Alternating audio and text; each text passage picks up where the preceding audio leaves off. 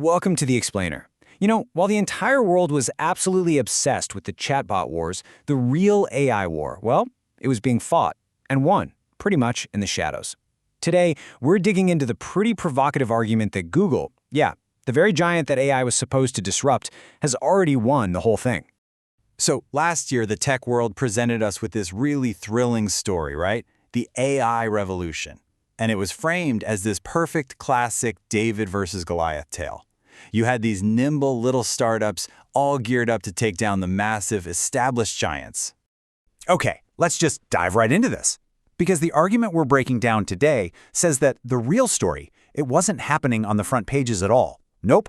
It was happening way down in the industrial plumbing of the internet. I mean, the hype was incredible. It painted this picture of a super agile insurgent, OpenAI, armed with ChatGPT, just ready to topple the slow, lumbering empire of Google. And let's be honest, everyone loves an underdog story. So the market, they bought it, hook, line, and sinker. But see, here's the twist. While the world was mesmerized by let's call it the poetry of consumer chatbots, the flashy demos, the clever conversations, the actual war was being won with plumbing. We're talking about the boring, brutal, industrial-scale reality of who controls the chips, the data centers, and all that global logistics stuff. Yeah, in all that excitement, it seems like we all kind of forgot the most basic rule of the casino business. We were betting against the house, totally forgetting that Google didn't just have a good hand, it literally owned the entire building. And this timeline, this just highlights the ultimate irony in this whole AI war. Google literally invented the fire, the transformer architecture, that's the T in ChatGPT, and then just stood back and watched as its competitors tried to use that exact same fire to burn down its empire. Crazy, right? All right, so let's get into the first pillar of Google's hidden victory, logistics. And this isn't about some flashy new product. This is all about the physical supply chain of silicon chips. For the last couple of years, the entire tech industry has basically been held hostage by one company, NVIDIA.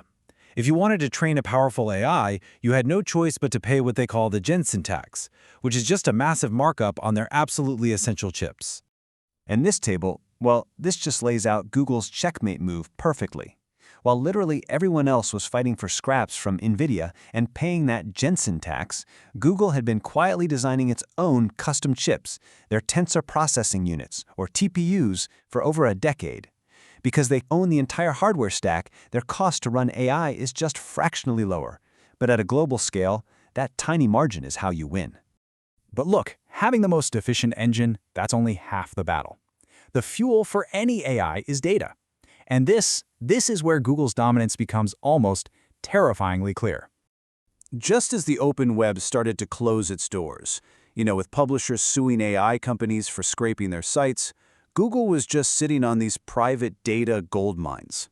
Think about it. They have transcripts of basically every video ever uploaded to YouTube and scans of nearly every book ever published. So here's the crucial point. A rival, if they have enough money, they can eventually buy chips. They can hire the best engineers. But what they cannot buy is 2 decades of the world's largest video library. This data moat that Google has built is, for all practical purposes, completely insurmountable. So now let's look at how Google took this massive data advantage and used it to fundamentally change the rules of the internet. An internet, by the way, that it helped build in the first place. You see, for 2 decades, there was this kind of unspoken treaty that governed the web. Publishers would create content, and Google would send them traffic in return. Simple. Well, AI overviews just shattered that treaty. The AI now reads the article for you and spits out the answer, so you never actually have to click the link. And this forced every single website on Earth into a really brutal choice. You either become totally invisible on Google, or you let Google scrape all of your content to train the very same AI that's designed to put you out of business. So what's the end game here? Well, Google successfully turned the World Wide Web from this public common space into its own private proprietary database for its AI. They win either way. Of course, a strategy like this only works if people actually use the AI. And that brings us to the final and maybe the most powerful piece of this whole puzzle, distribution. I mean, just look at this. By owning Android, which is the operating system on 70% of the world's phones, and by paying Apple billions to be the default on iOS, Google has pretty much captured 100% of the mobile market. And this is the key. Competitors need you to open a new tab, maybe log into their service. Google, it's just eliminated all that friction. Its Gemini AI is baked directly into your phone's keyboard, into your camera, your operating system, making it not just easy to use, but almost impossible to avoid.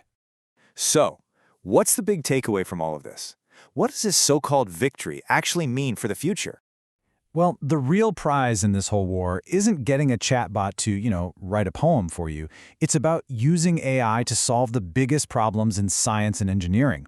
And Google's DeepMind is already there. They're predicting the structure of hundreds of millions of proteins and discovering millions of new materials for things like batteries and superconductors. That romantic story we all love, a few coders in a garage changing the world, that seems to be over. If anything, this revolution proved the opposite. Building cutting-edge AI takes capital, infrastructure, and data on a scale that really only giants like Google have access to. And that leaves us with this one central question. Did the AI revolution actually make the giants weaker? Well, this argument says no, not at all.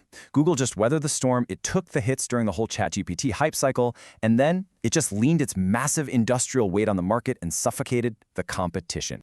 So in the end, Google didn't win with some flashy knockout punch. It won by becoming an invisible, unavoidable part of everything. And according to this argument, the war wasn't won when you started fighting them. It was won when you started using their AI without even realizing you were doing it.